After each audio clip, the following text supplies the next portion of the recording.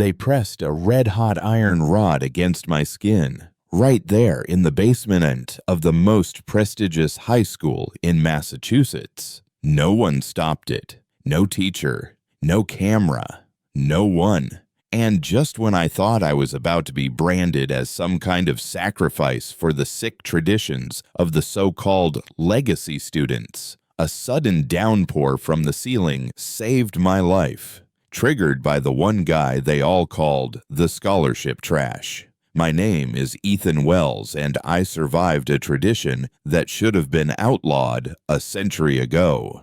Caldwell Hall Academy, the school people love to praise as the forge of America's next great minds, is really just a breeding ground for privilege, a place where the children of billionaires play kings and pawns.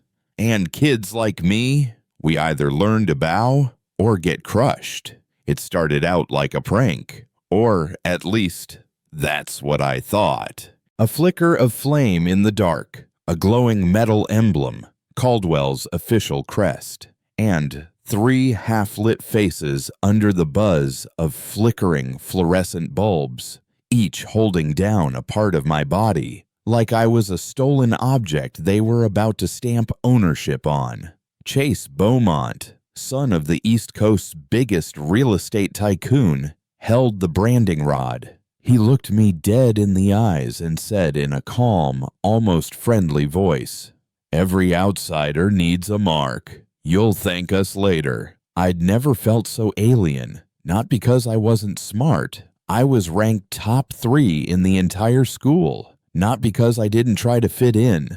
I did everything short of selling my dignity, but because my last name wasn't carved into the donor wall in gold letters. The flame flared. The metal went from orange to a furious red, and just as it neared my skin, the fire alarm went off. Water burst from the sprinklers like a summer storm. Chase flinched. The rod dropped with a hiss against the cold stone, a sound like the devil losing his temper. And there, by the fire alarm lever, hand still on the switch, stood Malik Darwish, the scholarship kid, the trash, the one who pulled me out of hell. I know what you're thinking.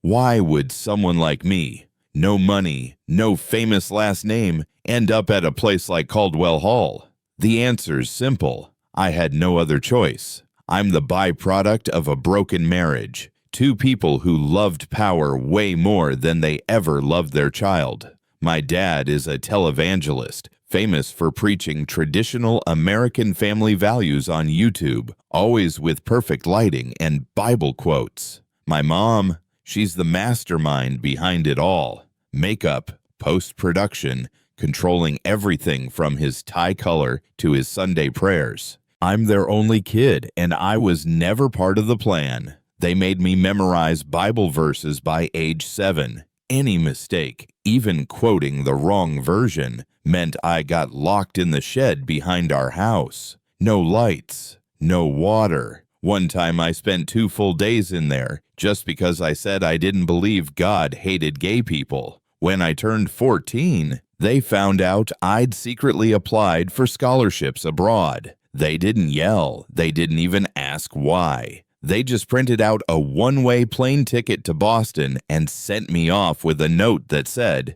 "If you're set on living like an ungrateful sinner, go ahead, but don't come back." That was the last time I ever saw them.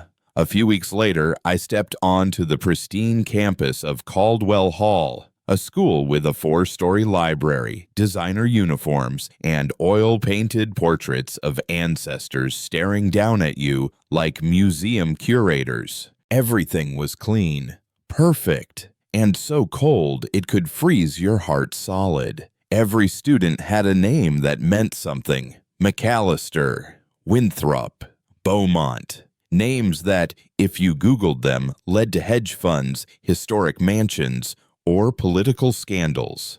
But me, Ethan Wells, nothing. For the first 3 months, I ate lunch alone.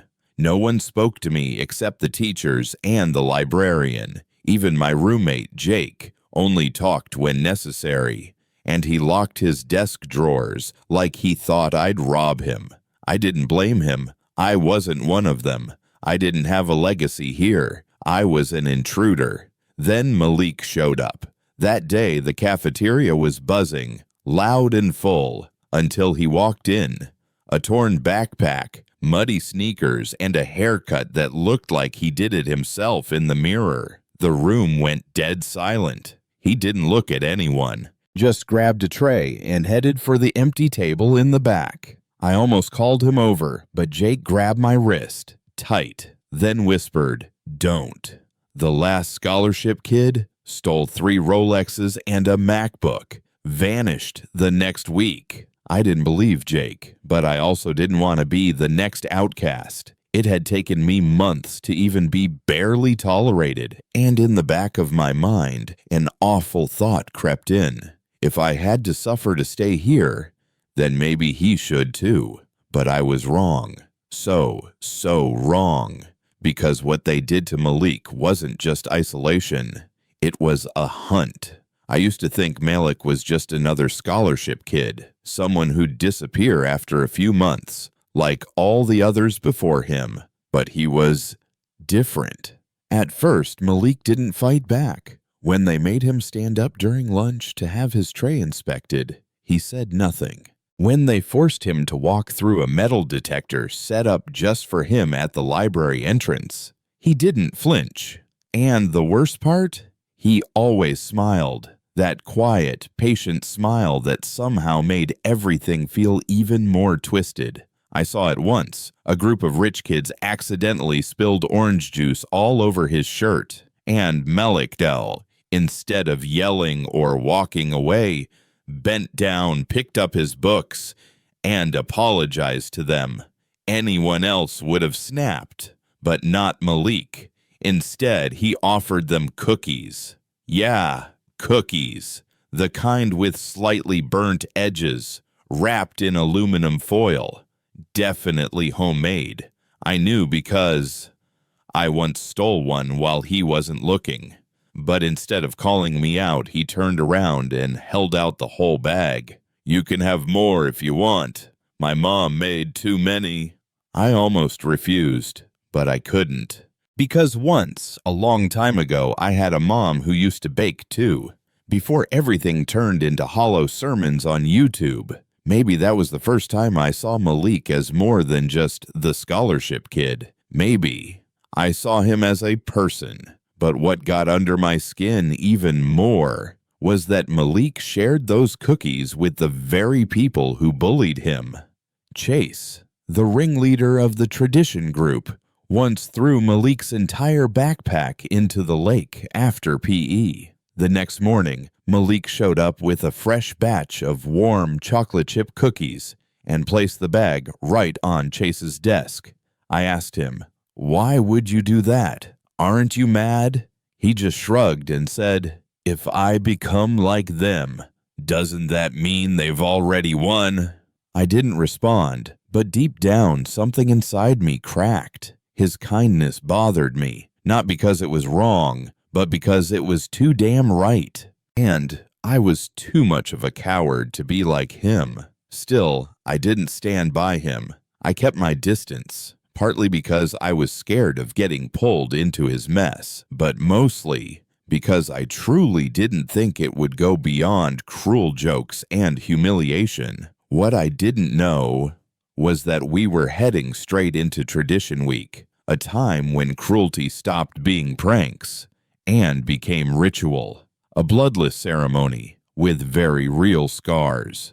There was a secret tradition at Caldwell Hall. One that no outsider ever hears about. It's not in the handbook. It's nowhere on the school website. But every single Legacy kid knows it by heart. Legacy Week. It sounds like a week to honor school history. But in reality, it's a hunting season. When students from old money families, whose parents and grandparents also went to Caldwell, get full permission to test the new bloods. People like me. People like Malik. On the surface, it's all games and harmless events, but underneath, it's the dirtiest display of power I've ever seen. During Legacy Week, the security cameras magically stop working at night. The dorm supervisors are invited to take a few days off. And the school's internal report system always seems to suffer a technical error. It becomes a lawless zone where the only law is wealth. I tried to avoid it all. I hid in the library, pretended to study late, then snuck back to my dorm through the back stairwell. But on the fourth night of Legacy Week, I got unlucky. I was walking through the basement hallway when the lights suddenly went out.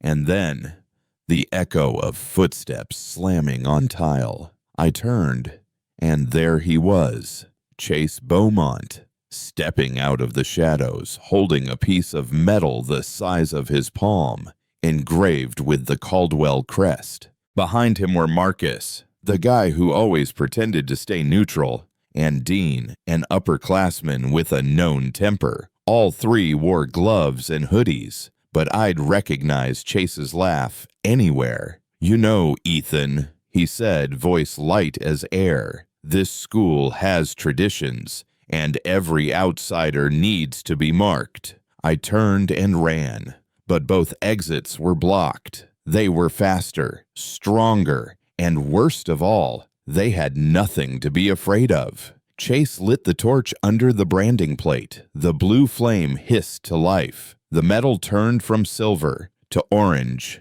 then to searing red. Marcus grabbed my wrist. Dean pinned my shoulder. I fought back, but it was useless. The stench of burning metal hit my nose. Chase leaned in like a priest performing a sacred rite and whispered, "This is the price of pretending you belong." I shut my eyes, and then, "Reet!" The fire alarm screamed to life. Water exploded from the ceiling. The branding plate hit the stone floor with a furious hiss, a sound like it was screaming in pain itself. They panicked. Dean let go. Marcus slipped. Chase cursed and called for retreat.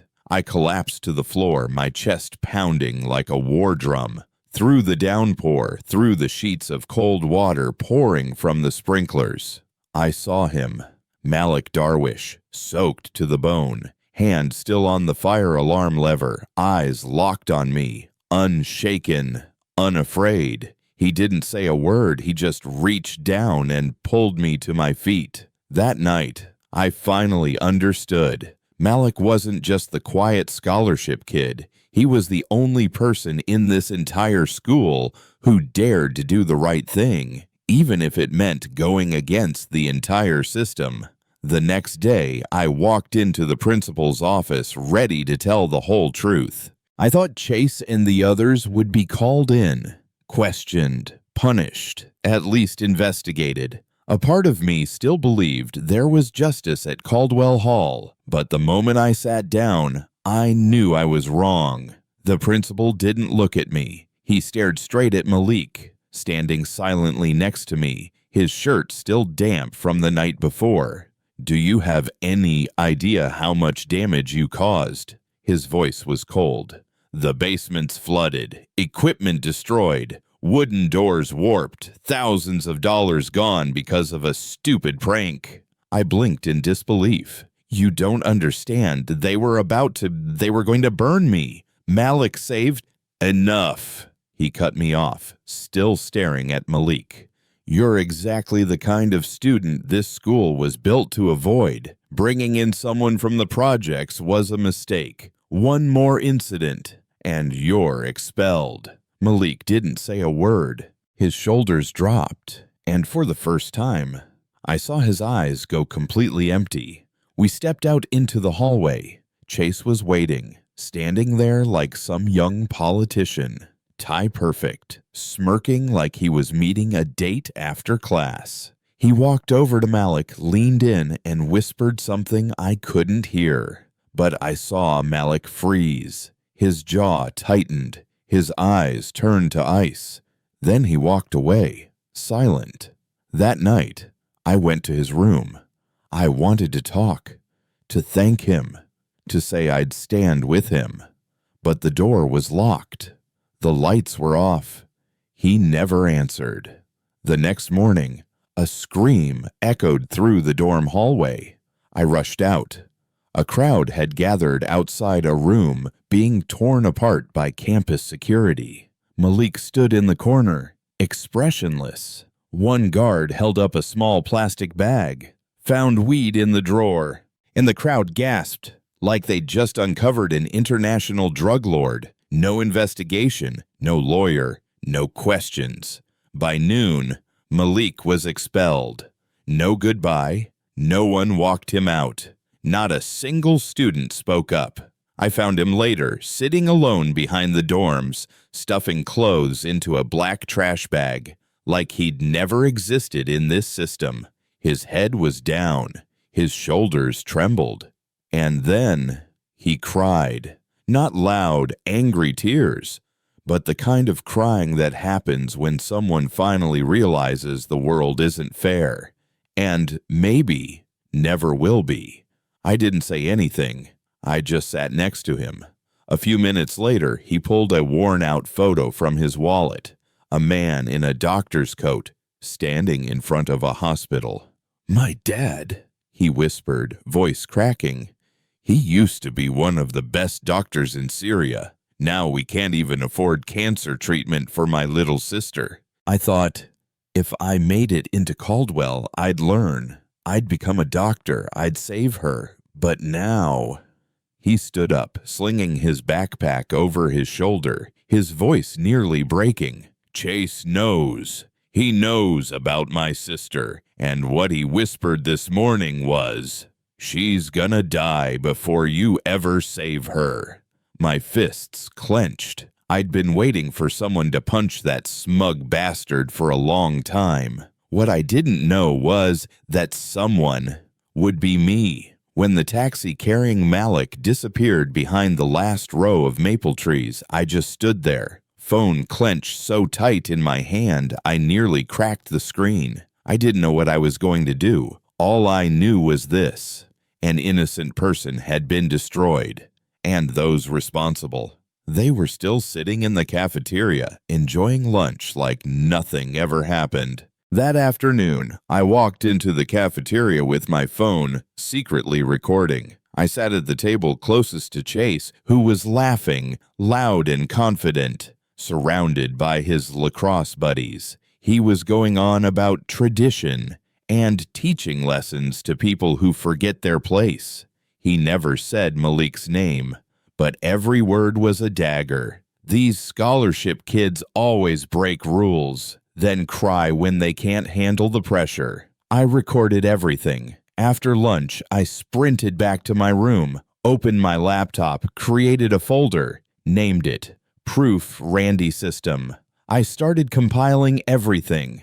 The voice memo of Chase bragging about tradition, a strange email from the principal's office, and the brief testimony Malik gave me about his sister. I wrote a summary, attached screenshots, and sent it to the academic council, the discipline board, and even to the home address I found for Malik's family through his student file. Then I hit send. An automated reply came back instantly, cold and bureaucratic, just like the principal's voice that morning. "All complaints must be submitted through the residential advisor. Please do not contact the council directly." The bitterness crept in fast, but still, I believed. I thought, maybe at least someone would see it. Until the next morning, when I logged into my student account, a red message flashed across the screen.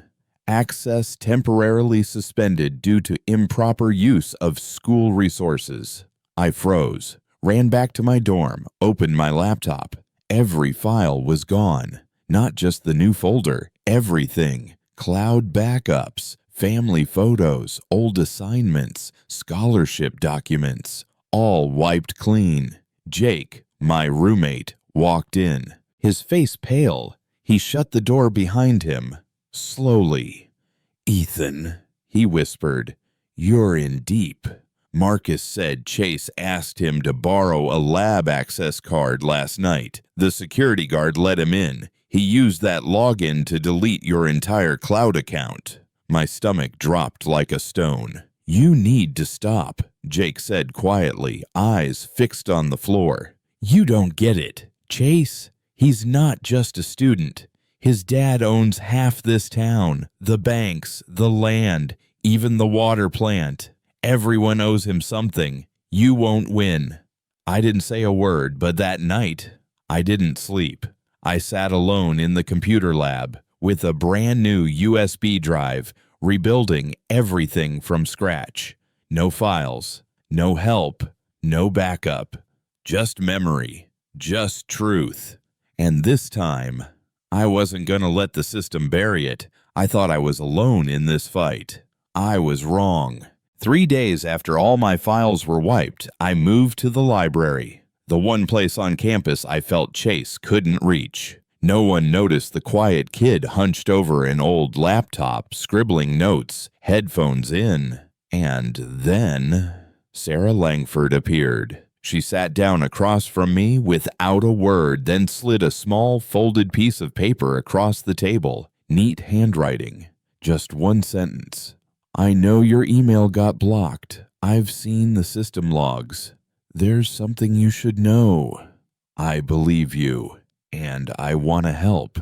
I looked up. Sarah didn't smile. She didn't even try to look friendly. But in her eyes, there was a kind of resolve I'd never seen from anyone at Caldwell, not even the teachers. She pulled a small USB drive from her coat pocket and discreetly set it next to the book I was pretending to read. Inside are voice memos, screenshots, and emails Chase sent to Marcus. "I've been collecting them for weeks.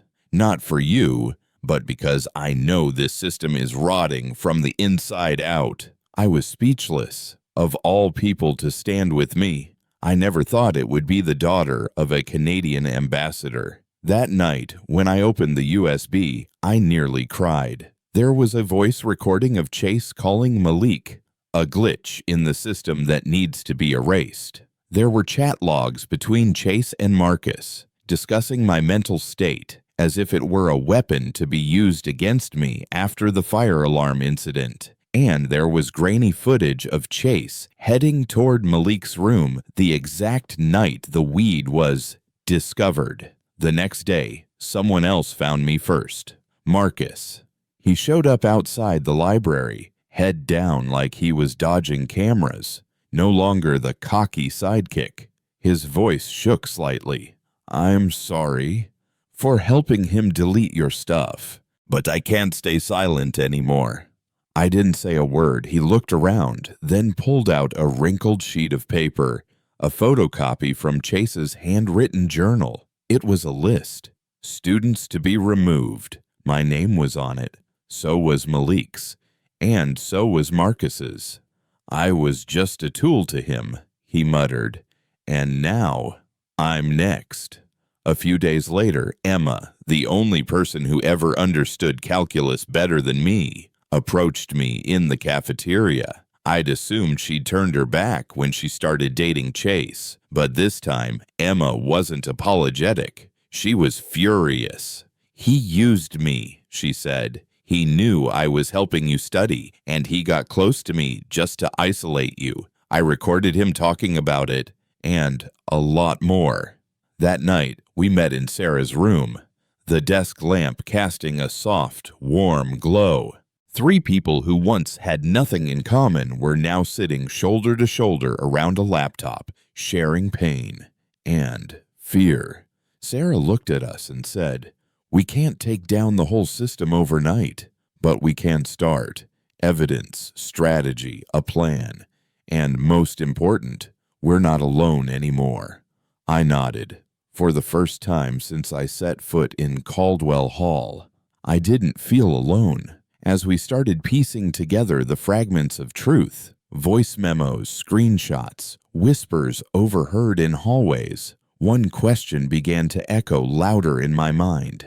Why was Chase doing all of this so methodically? He wasn't just a bully, he was a manipulator of an entire system, and he operated like someone who'd been trained for it. The answer came on a cold, rainy afternoon in early October when I was invited to Daniel's room, Chase's roommate. We were supposed to be reviewing for our European history midterm. I just wanted to borrow a book, but the moment I stepped inside, something felt off. Chase's side of the room was disturbingly neat, almost emotionless. Everything was perfectly aligned, like every millimeter had a designated purpose. And then I saw it.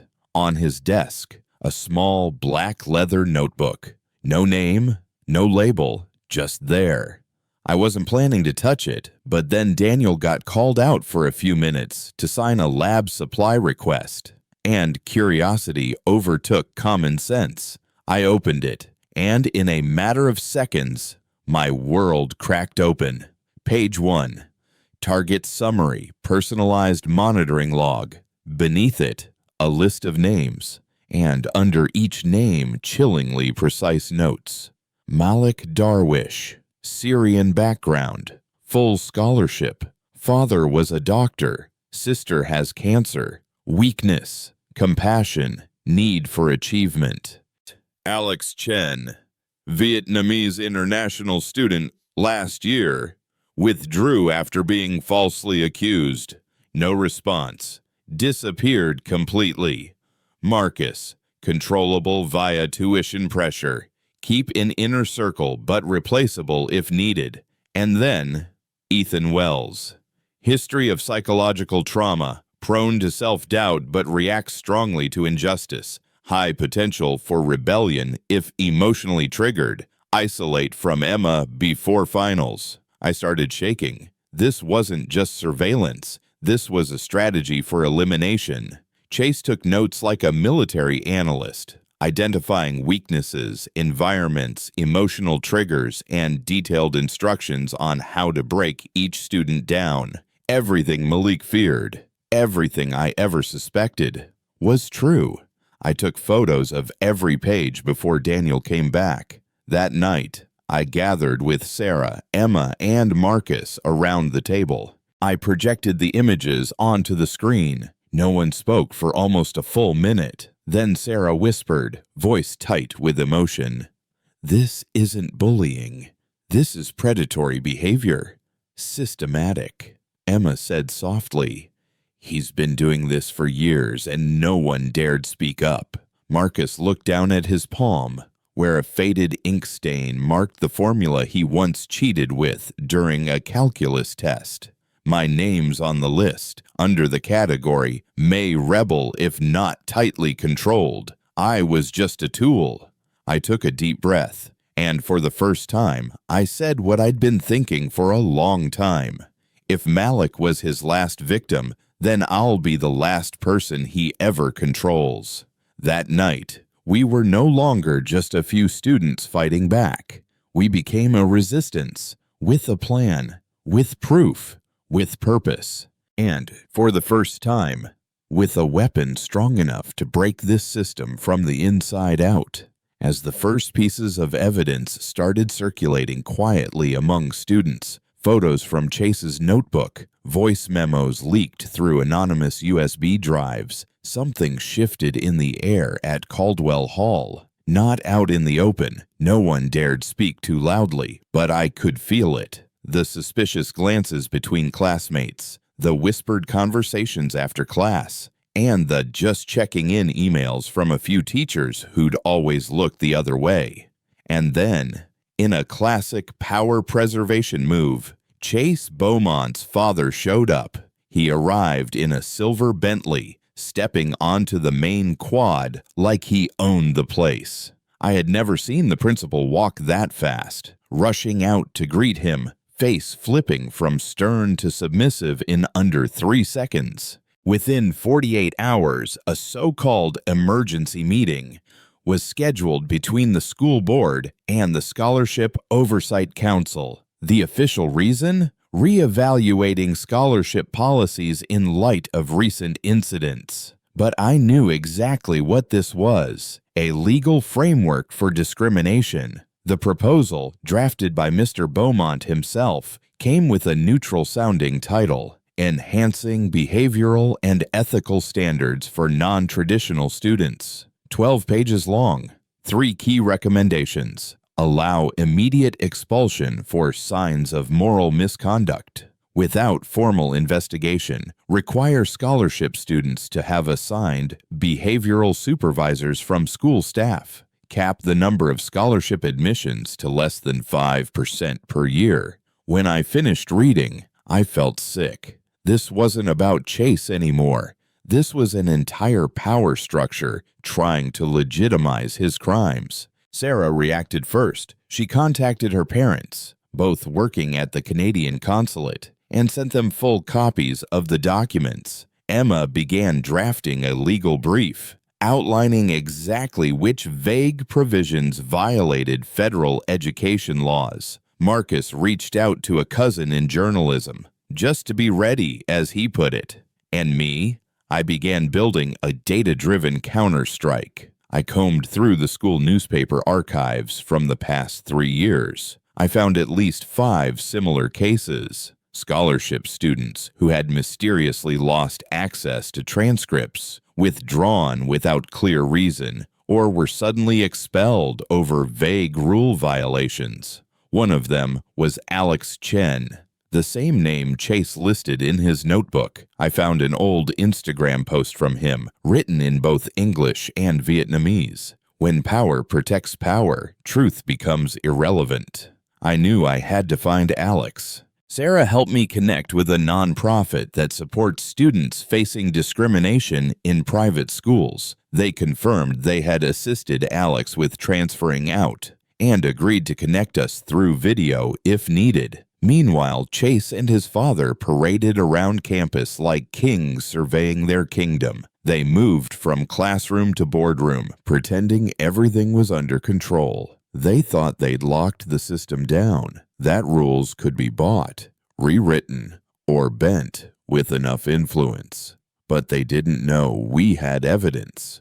We had witnesses. We had a coalition they couldn't buy off. And if they wanted to fight through the system, we would burn that system down with the language of justice. I thought I was prepared for anything. I thought that having the evidence, the witnesses, and a strong alliance meant I was untouchable.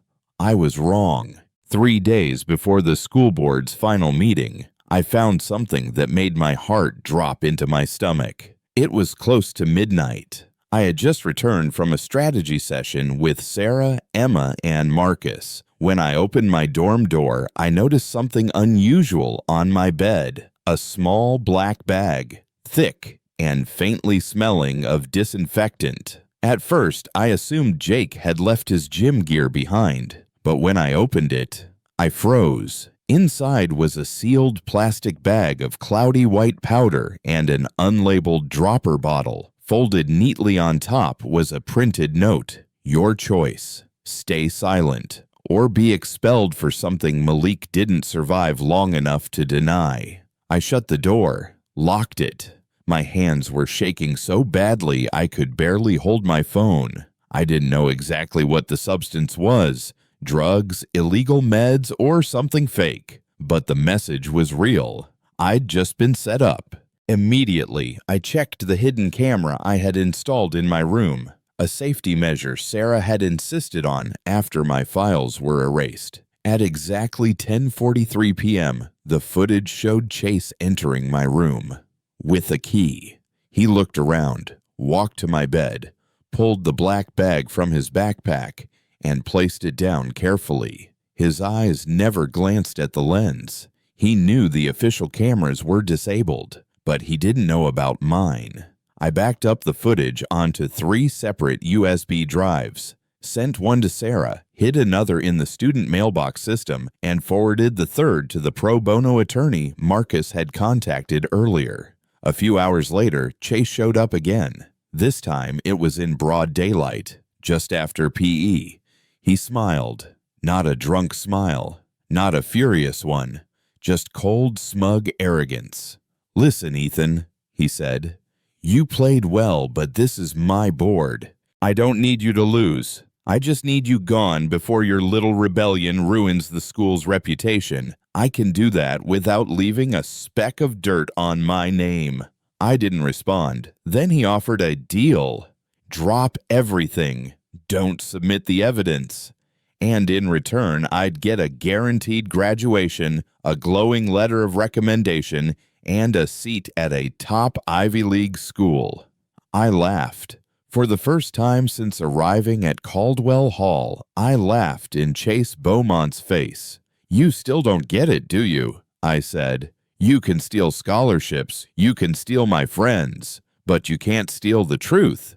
And this time, I have it all on tape." That afternoon, I met with Sarah, Emma, and Marcus. We finalized our plan to present the hidden camera footage at Monday's student council meeting, where the full school board would be in attendance. But first, we released the video, quietly. Emma uploaded it to a secure, anonymous sharing platform.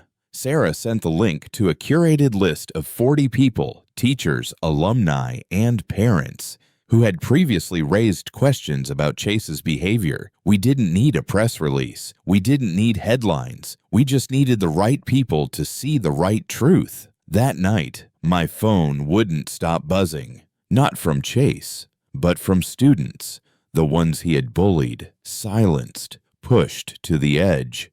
And for the first time, they spoke up. Monday, 7:45 a.m., Caldwell Hall's campus lay under a thin veil of fog, quiet like any other Monday morning. But I knew, behind the stone walls of the administration building, an earthquake was about to begin. We waited outside the boardroom, me, Sarah, Emma, Marcus.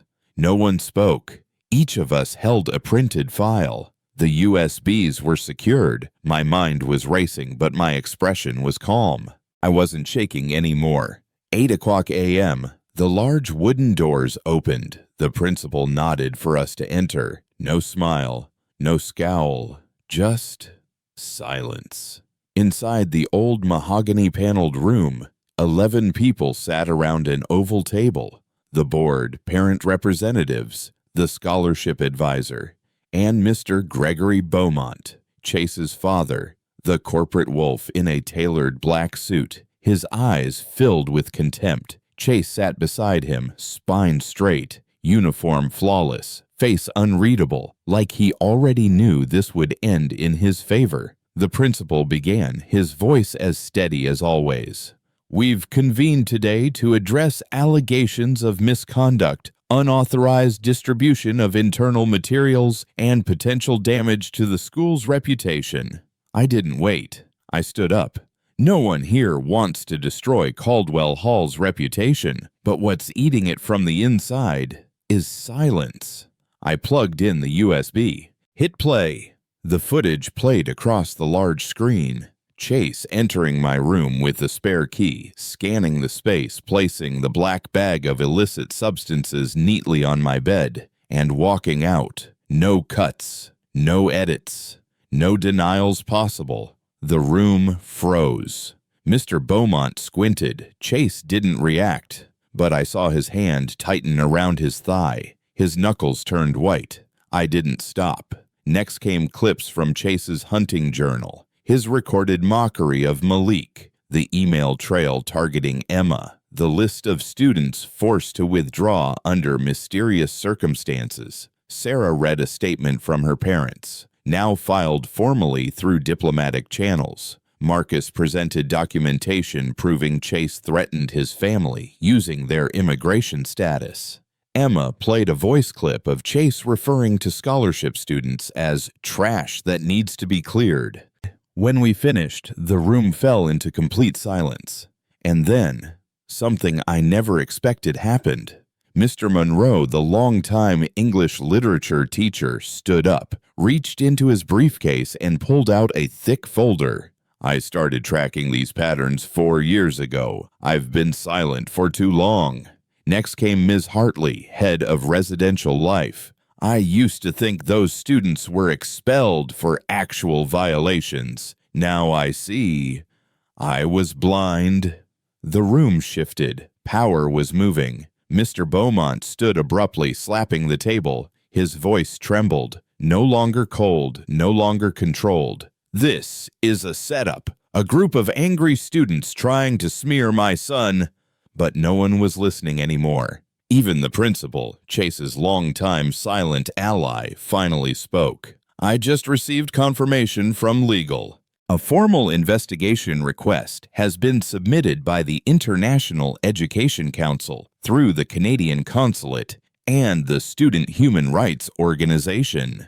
He turned to Chase. You better hope this stays an internal hearing. Chase said nothing. His face stayed calm, but when I looked into his eyes, I saw something I had never seen before. Fear. Not fear of losing status, not fear of punishment, but fear. Because for the first time in his life, he was no longer in control of the story. 3 weeks after that fateful board meeting, Chase Beaumont quietly withdrew from Caldwell Hall. No farewell party, no tears, just a short email from the administration office stating, "Student Chase Beaumont has decided to pursue educational opportunities elsewhere." But we knew, everyone knew, truth had finally won. Shortly after, the school announced the creation of a School Equity Committee, a council made up of both students and faculty. Every disciplinary action involving scholarship students over the past 3 years would be reviewed, and most importantly, Malik Darwish was invited to return. I'll never forget that moment, that Monday morning when Malik walked back through the Caldwell gates, the same worn backpack slung over his shoulder, and that same quiet, steady gaze. Except now, stronger than ever. When I hugged him in front of the entire student body, he simply said, "I knew you wouldn't let them forget me." Malik's full scholarship was reinstated, the school committed to covering his sister's cancer treatment through a humanitarian fund quietly established by none other than Chase's own mother after she learned the full truth. Some wounds never fully heal, but kindness can help us rebuild. Sarah went on to study international law, determined to challenge systemic injustice in private education. Emma earned a journalism fellowship at Northwestern, specializing in investigative reporting. Marcus was accepted to MIT, the first in his family to attend college. And me, Ethan Wells, was elected senior class president with a platform built on scholarship reform and equal opportunity. Caldwell Hall began to change, slowly but truly. Toxic traditions like Legacy Week were abolished. Scholarship slots were expanded for international and minority students. An anonymous reporting system and student feedback council were created, and no student was ever expelled in silence again. I still keep the original footage of the night Chase broke into my room. Not for revenge, but as a reminder, silence has a cost. At graduation, Malik was the student speaker. We don't need to be born into privilege to deserve opportunity. We just need someone to believe in our worth. And when no one stands for us, we learn to stand for each other. I walked on stage after his speech, shook hands with the principal, the same man who once stayed silent, now learning how to apologize. As the cameras flashed, I scanned the audience, and there, in the crowd, was a familiar face. Alex Chen, the Vietnamese student who'd been pushed out last year. He had flown in from California just to witness the end of the story he never got to finish. I stepped off the stage and hugged him. No words needed. Some battles are fought by people who never get to see the end, but that doesn't mean they don't deserve the victory. And here's the lesson I want to leave you with, the one I learned the hard way. When the system stands on the wrong side, don't stay silent. Because every time you speak up, you're not just saving yourself. You're saving the ones who haven't found their voice yet. Sometimes the best revenge isn't destroying the villain. It's building a world where people like him can't exist. Caldwell Hall nearly broke me, but it also forged me into someone I never believed I could be. And you can too, as long as you remember, You don't have to stand alone.